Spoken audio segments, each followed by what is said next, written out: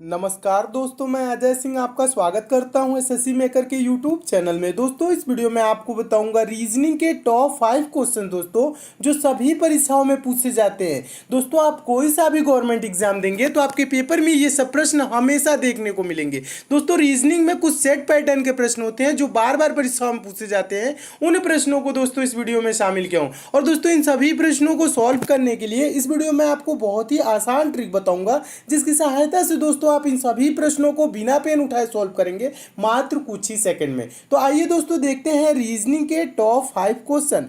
देखिएगा दोस्तों, पहला क्वेश्चन है मोस्ट इंपॉर्टेंट क्वेश्चन है और इस टाइप के हमेशा प्रश्न पूछे जाते हैं। दोस्तों ये मैथमेटिकल रीजनिंग के अंतर्गत आता है, ठीक है। यानी रीजनिंग के भी सेक्शन में क्वेश्चन ये पूछा जाता है और मैथ के भी सेक्शन में ये क्वेश्चन पूछ लिया जाता है। बहुत ही इंपॉर्टेंट टाइप का क्वेश्चन है। क्वेश्चन पढ़िए, क्वेश्चन कह रहा है एक चींटी 3 मीटर चलती है और फिर 4 मीटर ऊंचे एक वृक्ष पर चढ़ती है। वह अपने, ठीक है, कह रहा है अपने मूल स्थान से वह कितनी दूरी पर है। इस पे दोस्तों दो टाइप के प्रश्न बनते हैं, ठीक है। पहला टाइप का और दूसरा टाइप का, ठीक है। तो पहला टाइप का कौन सा बनता है, ये वाला जो क्वेश्चन है इसको मैं सॉल्व करने की कोशिश कर रहा हूं और आप दोस्तों क्या करिएगा, समझने की कोशिश करिएगा, ठीक है। देखिए कह रहा है एक चींटी 3 मीटर चलती है। क्या होती है दोस्तों, एक चींटी 3 मीटर चलती है। यानी मान लेंगे दोस्तों चींटी इस पॉइंट से चल रही है। कितना मीटर चली है दोस्तों, 3 मीटर चली है और फिर 4 मीटर ऊंचे वृक्ष पर चढ़ती है। ये वृक्ष मान लेंगे दोस्तों 4 मीटर का है। कितने मीटर का है, 4 मीटर ऊंचे वृक्ष पर चढ़ जाती है। और प्रश्न अब क्या पूछ रहा है, प्रश्न देखिए पूछ रहा है अपने मूल स्थान से वह कितनी दूरी पर है। मूल स्थान यानी कि ये वाला है, यहाँ पे जहां से चलना स्टार्ट की है और यहाँ पे पूछ रही है वह कितनी दूरी पर है। तो ये दूरी कहने का मतलब ज्यादातर स्टूडेंट क्या करते हैं, जोड़ लेते हैं। 3 मीटर चली इधर, 4 मीटर चली इधर, 4 3 क्या हो गया दोस्तों 7 और 7 मीटर आंसर देखते हैं, तुरंत टिक कर देते हैं और आंसर गलत हो जाता है। ये ऐसा प्रश्न ये नहीं पूछ रहा है। प्रश्न अगर जो पूछता वह कुल कितनी दूरी चली, तब तो इसका आंसर हो जाता 7 मीटर। पहला टाइप का ये प्रश्न बनता है,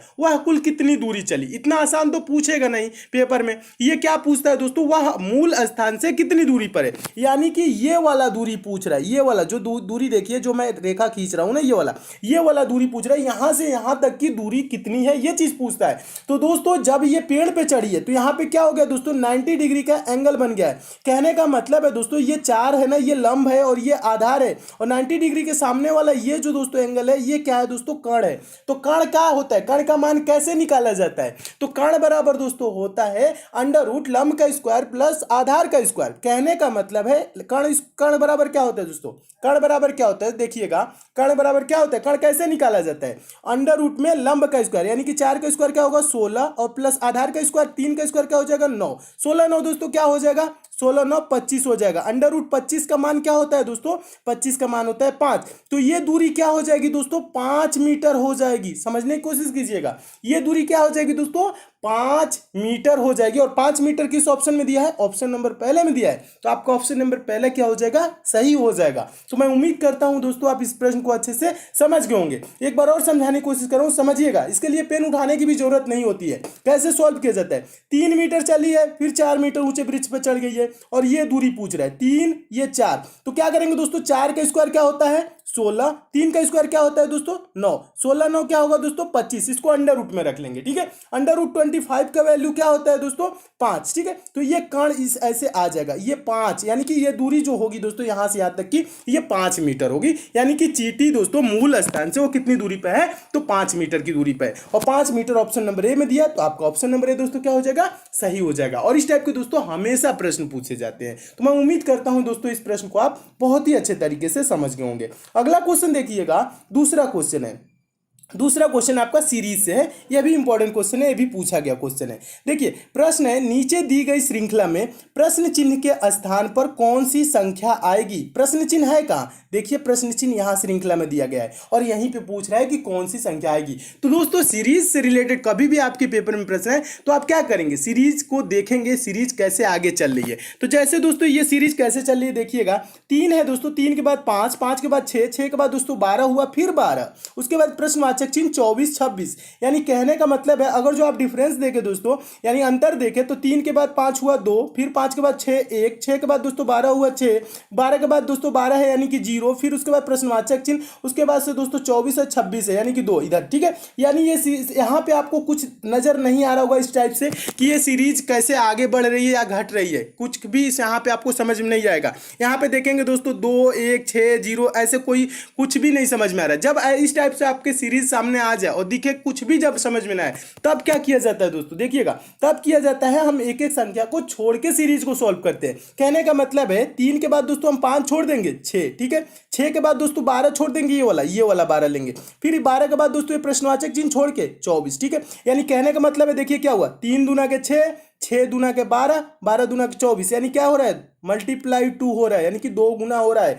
3 दूना के 6, 6 दूना के 12, 12 दूना के 24। ठीक है, अब देखिए अब क्या करेंगे, दूसरा जो बचा है बीच वाला उसे हम लेके चलेंगे। कहने का मतलब है 5 के बाद दोस्तों 12 हुआ, यानी क्या हुआ है दोस्तों, 5 के बाद 12 यानी कि यहाँ पे मल्टीप्लाई नहीं हो रहा है, जुड़ा है। कितना जुड़ा है दोस्तों, 5 में 7 जोड़ेंगे तो 12 हो जाएगा, यानी 7 जुड़ा है। 12 के बाद दोस्तों क्या होगा, इसमें भी 7 अगर जो जोड़ दे तो यहाँ पे दोस्तों क्या हो जाएगा, 19 हो जाएगा, और 19 के बाद दोस्तों 7 जोड़ दे तो क्या हो जाएगा दोस्तों, 26 हो जाएगा, और 26 यहाँ पे दिया हुआ है, तो यहाँ पे प्रश्नवाचक चिन्ह पे भरी जाने वाली संख्या क्या हो जाएगी, 19 हो जाएगा। और 19 किस ऑप्शन में दिया है, तो ऑप्शन नंबर पहले में दिया है, तो आपका ऑप्शन नंबर पहले दोस्तों क्या हो जाएगा, सही हो जाएगा। तो इस टाइप से सीरीज आपको एकदम अच्छे से समझ में आ गई होगी, और ये सीरीज कैसे चली है पूरा आपको क्लियर हो गया होगा। तो मैं उम्मीद करता हूं दोस्तों आप इस प्रश्न को बहुत ही अच्छे तरीके से समझ गए होंगे। क्या किया जाता है दोस्तों, जब सीरीज ना समझ में आए तो एक एक संख्या को छोड़ के सॉल्व किया जाता है, तब सीरीज समझ में आने लगती है। ठीक है, और इसका आंसर क्या हो जाएगा, 19 हो जाएगा। नेक्स्ट क्वेश्चन देखिएगा, तीसरा क्वेश्चन। और दोस्तों मैं आपको बता दूं, प्रश्न सॉल्व करने से पहले क्या किया करिए, वीडियो को पॉज कर दिया करिए, अपने आप से भी सॉल्व करने की कोशिश किया करिए। ठीक है, अपने आप से सॉल्व करने की कोशिश करेंगे तो आपके अंदर सोचने समझने की शक्ति विकसित होगी, तो आप पेपर में क्या होगा, आपको हिचकिचाहट नहीं होगी, हेजिटेशन नहीं होगी, आप प्रश्नों को पेपर में भी अच्छे से सॉल्व करने लगेंगे। तो अपने आप से भी सॉल्व करने की कोशिश किया करिए, बुक से भी प्रैक्टिस किया करिए। ठीक है, देखिए तीसरा क्वेश्चन बहुत ही इंपॉर्टेंट है, और आपको प्रश्न दोस्तों अच्छे लग रहे हैं तो वीडियो को अभी लाइक कर दीजिए, और ज्यादा से ज्यादा आप दोस्तों शेयर किया करिए। लाइक शेयर करते हैं तो दोस्तों हमें मोटिवेशन मिलता है कि आपको वीडियो पसंद आ रही है, और किसी टॉपिक में आप विशेष रूप से कमजोर है तो उस टॉपिक का नाम यानी चैप्टर का नाम भी कमेंट कर देंगे, तो भी चैप्टर में बहुत जल्द कंप्लीट करा दूंगा। ठीक है, देखिए तीसरा क्वेश्चन है, नीचे दी गई प्रश्न का सही वेन आरेख बताएं। वेन डायग्राम बनाना है, किसका, घोड़ा बंदर बाघ। ठीक है दोस्तों, वेन डायग्राम से रिलेटेड आपके पेपर में कभी भी प्रश्न आएगा तो आपको ये करना क्या होता है, वेन डायग्राम से रिलेटेड जो शब्द दिए जाते हैं यानी जिसके बीच आपको वेन डायग्राम बनाना होता है, जैसे इसमें घोड़ा दिया है, बंदर दिया है, बाघ, इसके बीच दोस्तों हम देखते हैं कि संबंध कैसा है, एक दूसरे के बीच ये एक दूसरे से कैसे संबंधित है, बस ये चीज पता लगा लेंगे तो इसका आंसर भी आप दे लेंगे। ठीक है, तो देखिए घोड़ा क्या होता है दोस्तों, बंदर क्या होता है, बाघ क्या होता है। देखिए, और ज्यादातर स्टूडेंट क्या सोचते हैं, देखिए बड़ा छोटा सोचने लगते हैं, यानी कि घोड़ा बड़ा होता है उसके अंदर क्या कर लेते हैं दोस्तों, बाघ को कर लेते हैं, उसके बाद बंदर कर लेते हैं, ऐसे वेन डायग्राम नहीं, ये आपको बड़ा छोटा नहीं पूछ रहा है, वेन आरेख पूछ रहा है, यानी कि वेन डायग्राम पूछ रहा है, यानी इसके बीच संबंध पूछ रहा है, तो इसका इमेज ऐसे नहीं होगा, ऐसे गलत हो जाएगा। देखिए ये घोड़ा क्या होता है, बंदर क्या होता है, बाघ क्या होता है। घोड़ा दोस्तों एक जानवर होता है, बंदर भी एक जानवर होता है, और बाघ भी क्या होता है दोस्तों, एक जानवर होता है। ठीक है, और ये सब अलग अलग होते हैं, इनमें किसी प्रकार का रिलेशन नहीं होता है, यानी संबंध नहीं होता है। तो एक देखिए सर्कल कैसे बनाएंगे, और इसको सर्कल से प्रदर्शित किया जाता है, तो एक घोड़ा का सर्कल हो जाएगा, फिर एक बंदर का सर्कल हो जाएगा, और एक बाघ का सर्कल हो जाएगा, यानी अलग अलग इसका सर्कल हो जाएगा। ठीक है, तो दोस्तों इस टाइप से अलग अलग सर्कल देखिए किस ऑप्शन में दिया है, तो आपका देखेंगे दोस्तों ऑप्शन नंबर बी देखेंगे, तो ऑप्शन नंबर बी में दिया है अलग अलग सर्कल। ठीक है, तो ऑप्शन नंबर बी क्या हो जाएगा, सही हो जाएगा, यानी इनके बीच कोई संबंध नहीं होता है, ये सब अलग अलग जानवर है। तो इस टाइप का वेन डायग्राम किस टाइप से बनेगा, ऑप्शन नंबर बी की तरह। तो आपका ऑप्शन नंबर बी दोस्तों क्या हो जाएगा, सही हो जाएगा। तो मैं उम्मीद करता हूं दोस्तों आप इस प्रश्न को भी बहुत अच्छे तरीके से समझ गए होंगे, और इस टाइप के भी प्रश्न आपके पेपर में आएगा तो आप अच्छे से सॉल्व कर लेंगे। अगला क्वेश्चन देखिएगा, अगला क्वेश्चन मोस्ट इंपॉर्टेंट है, और अगला क्वेश्चन देखने से पहले दोस्तों जो नए स्टूडेंट है उनके लिए बता दूं दोस्तों, ये पंचम पब्लिशर की ई बुक है, आपके आगामी सभी परीक्षाओं के लिए इंपॉर्टेंट है, चाहे आप दोस्तों रेलवे की एग्जाम देंगे, एसएससी की एग्जाम देंगे, या अगर आप दोस्तों कोई सा भी गवर्नमेंट एग्जाम देंगे, क्योंकि दोस्तों इस ई बुक में उन प्रश्नों को शामिल किया गया है जो प्रश्न आपके बार बार परीक्षाओं में पूछे जाते हैं, जो प्रश्न हमेशा परीक्षाओं में रिपीट होते हैं।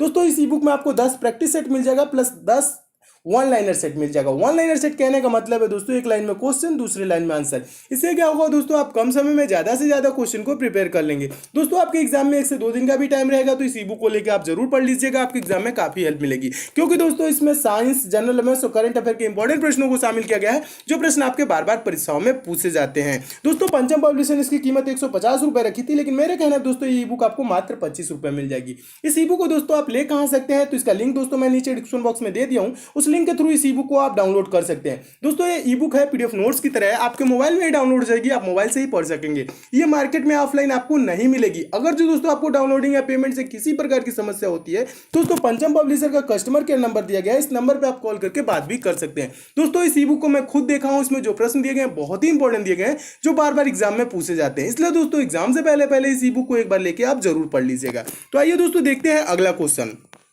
देखिएगा दोस्तों चौथा क्वेश्चन है। चौथा क्वेश्चन बहुत ही इंपॉर्टेंट क्वेश्चन है और ये पेपर में बहुत बार पूछा जा चुका है। देखिए क्वेश्चन देखने में दोस्तों आपको बहुत बड़ा लग रहा होगा, लेकिन सॉल्व करना ये बहुत ही आसान होता है। और ज्यादातर स्टूडेंट क्या करते हैं, क्वेश्चन बड़ा देखते हैं और छोड़ देते हैं। ठीक है, क्वेश्चन बड़ा देख के छोड़ा नहीं जाता, उसको सॉल्व करने की कोशिश किया जाता है, ज्यादा टाइम नहीं दिया जाता है। ठीक है, देखिए इसमें टाइम नहीं लगेगा। प्रश्न को पढ़िएगा।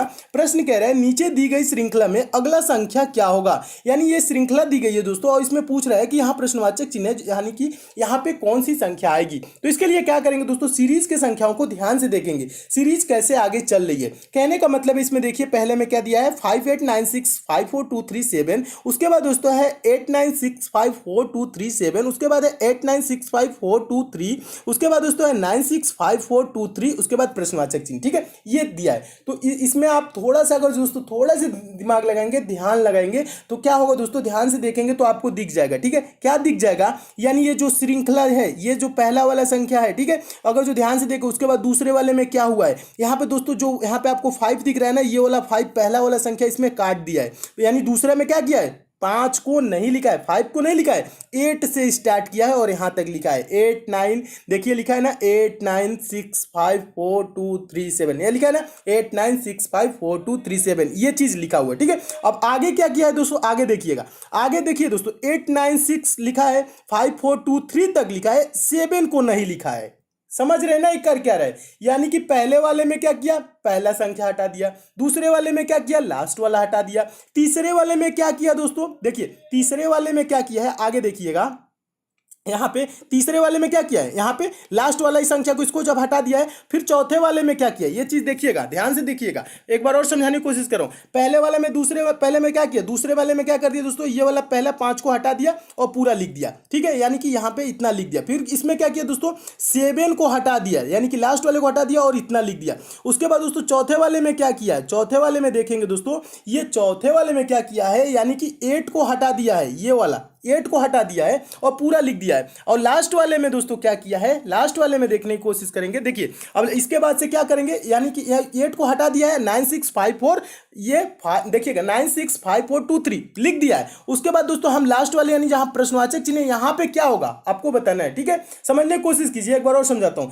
यहाँ पे 5 काट दिया है, दूसरे वाले में यहाँ पे 5 काट के और यहाँ पे पूरा लिख दिया है। ठीक है, तो इसमें क्या किया दोस्तों, 7 को काट दिया है, पूरा लिख दिया है। फिर क्या किया है दोस्तों, यहाँ पे दोस्तों 8 को काट के यहाँ पे लिख दिया। ठीक है, इसमें हम क्या करेंगे दोस्तों, 3 को काट देंगे, जितना बचा वो लिख देंगे। कहने का मतलब है दोस्तों ये बचा क्या क्या दोस्तों, 96542 इसका राइट आंसर होगा, जो कि ऑप्शन नंबर डी में दिया है। तो आपका ऑप्शन नंबर डी दोस्तों क्या हो जाएगा, सही हो जाएगा। तो इस टाइप के भी प्रश्न आए दोस्तों तो आप ऐसे सॉल्व कर सकते हैं। एक बार समझ लीजिएगा, ज्यादा कुछ नहीं किया है, बस 5 काटा है फिर लिख दिया। ठीक है, फिर इसमें क्या किया है दोस्तों, 7 को काटा है लिख दिया। ठीक है, फिर इसमें क्या किया है दोस्तों, 8 को काटा है लिख दिया। फिर आगे क्या करेंगे दोस्तों, 3 को काटेंगे लिख देंगे। ठीक है, 3 को काटेंगे लिख देंगे, तो इसका आंसर क्या हो जाएगा, ये हो जाएगा। देखिए दोस्तों बहुत ही आसान क्वेश्चन है और ये बहुत बार पूछा जा चुका है, और मैं उम्मीद करता हूं दोस्तों इस प्रश्न को आप बहुत ही अच्छे तरीके से समझ गए होंगे।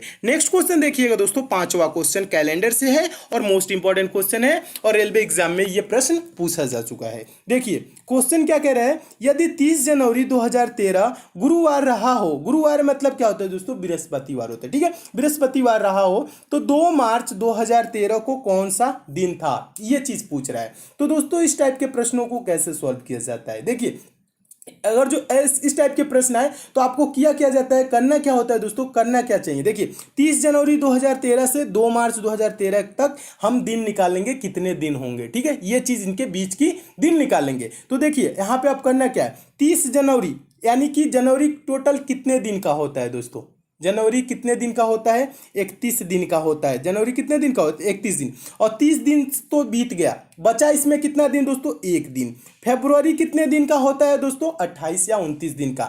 लीप ईयर जो होता है दोस्तों उसमें फेब्रुवरी होता है 29 दिन का। और लीप ईयर कैसे निकालते हैं, कैसे पहचानते हैं, तो दोस्तों जो वर्ष होता है, जैसे यहाँ 2013 है, अगर जो इसमें पूरा पूरा भाग चला जाएगा तो ये लीप ईयर होगा। इसमें दोस्तों चार से किससे दोस्तों, 4 से पूरा पूरा भाग चला जाएगा, जिसमें वो क्या होता है, लीप ईयर। जैसे 2012 में पूरा पूरा 4 से भाग चला जाएगा, ठीक है। 2020 है, 2012, 2016, 2020, ये क्या होगा दोस्तों, ये सब लीप ईयर होते हैं और इसमें 4 से पूरा पूरा भाग चला जाता है। तो इसमें फरवरी माह कितने दिन का होता है, 29 दिन का होता है। लेकिन 2013 क्या है, लीप ईयर नहीं है, तो इसमें फरवरी माह कितने दिन का होगा, 28 दिन का। तो फरवरी में कितना दिन बचा दोस्तों, 28 दिन। और पूछ क्या रहा है दोस्तों, 2 मार्च को, फरवरी के बाद आएगा मार्च, 2 मार्च यानी कि 2 मार्च में 2 दिन, ठीक है। अब इसको जोड़िए, कितना दिन हुआ, 1, 28, 2 जोड़ेंगे, 1, 28, 29, 29, 2, 31, कितना दिन हो गया दोस्तों, 31 दिन। अब क्या करेंगे दोस्तों, इसके बीच का दिन कितना आ गया, 31 दिन आ गया। हम 31 को क्या करेंगे दोस्तों, 7 से भाग करेंगे। 7 से क्यों भाग करते हैं, सप्ताह में 7 दिन होते हैं,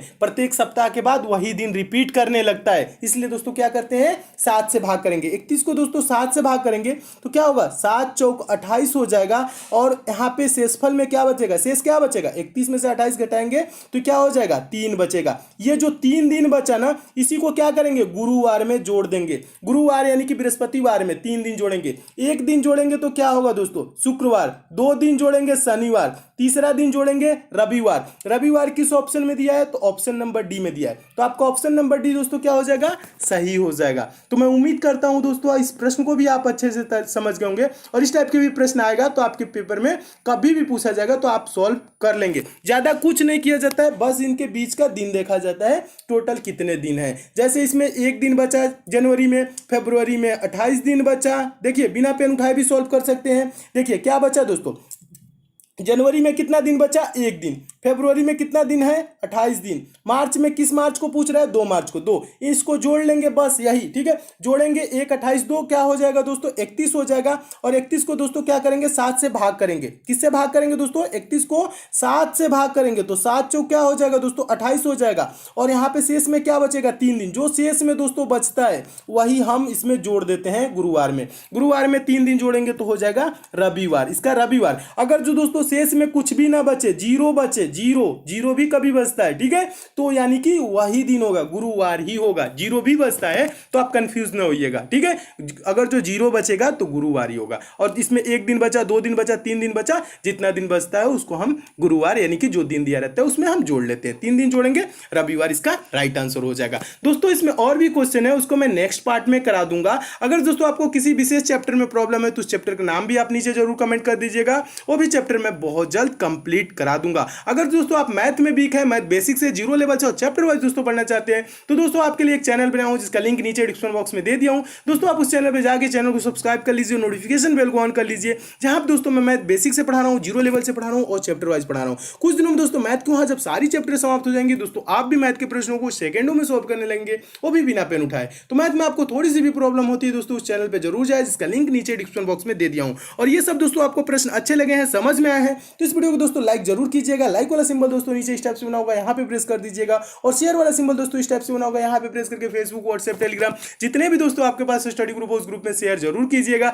जो दोस्त इस चैनल पे नए हैं, जिनको दोस्तों हमारे वीडियोस की डेली नोटिफिकेशन नहीं मिलती, नीचे दोस्तों रेड कलर के इस टाइप से सब्सक्राइब लिखा हो दोस्तों, यहाँ पे आप क्लिक करके चैनल के साथ जुड़ जाइए। और बगल में दोस्तों बेल आइकन का सिंबल बनेगा दोस्तों, ये नोटिफिकेशन बेल आइकन होता है, इसे प्रेस करके ऑन कर लेंगे तो ये इस टाइप से दिखने लगेगा। जब ये दोस्तों इस टाइप से दिखेगा तो आपको डेली सारे वीडियोस की नोटिफिकेशन यानी आप तक मैसेज जाएगा। तो दोस्तों सब्सक्राइब और बेल आइकन पे प्रेस जरूर कीजिएगा। तो मिलते हैं दोस्तों अगले वीडियो में और भी इंपॉर्टेंट प्रश्नों के साथ, तब तक के लिए दोस्तों धन्यवाद।